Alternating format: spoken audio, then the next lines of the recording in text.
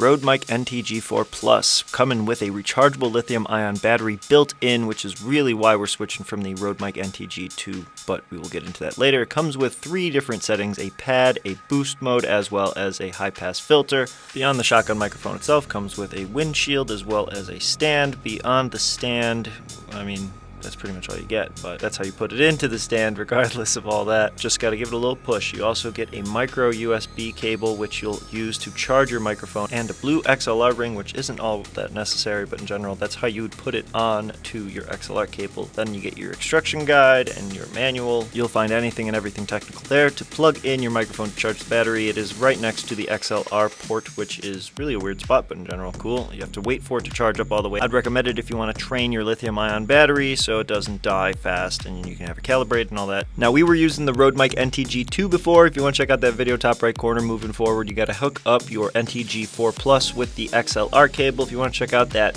microphone stand. But getting back to the NTG4 Plus, it does automatically turn on when you plug it in with phantom power. Here are the 3 buttons and what they do: boost, high pass, and pad, with the boost button acting as the power button. When you do have your microphone detects phantom power, you will need to turn off your microphone when you're done because it will just stay on until the battery dies. So that is a thing that I didn't know at first until the first night we already got through it, and I was like, whoa, why is this thing still on? Now let's get into the microphone comparison as well as go through all the settings on this new microphone. This is what we sound like on the Rode Mic NTG2. We're going to be switching to the NTG4 Plus for various reasons, which we've already stated, but we're just testing out the sound right now on the Rode Mic NTG2. This is what we sound like. We're going to switch to the NTG4 now. Let's go. This is what we sound like on the Rode Mic NTG4 Plus without any of the other settings activated. No high boost, high pass filter, or pad. So everything's off right now. We're going to test out those other settings next, starting with the high boost mode. Let's go.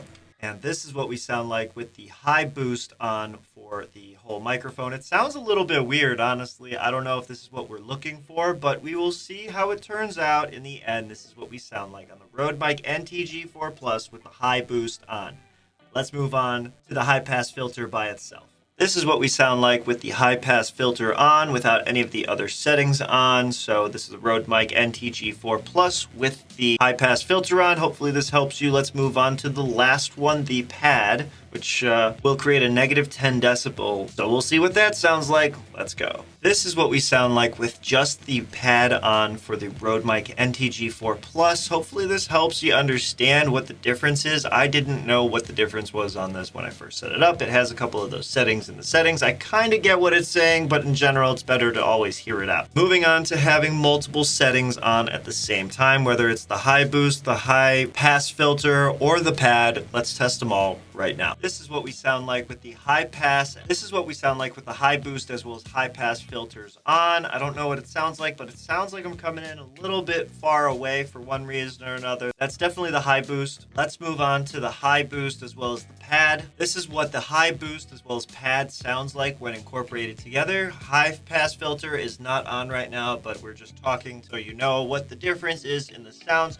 Now let's move on. And this is what we sound with the high boost, the high pass filter, and the pad all activated. And this is what we sound like with the high pass filter as well as the pad activated. The boost seems to be very different comparatively to all these other sounds. I'll go through it in the settings to check it out. If you haven't already, please kindly smash that like button, subscribe to the channel, become a member, help support the work that I do on this channel, as well as to provide the best content for you so you don't have to waste time watching and skipping around. Thanks for checking out this video. Don't forget to stay elevated. Check out the live streams on Thursday, and peace out.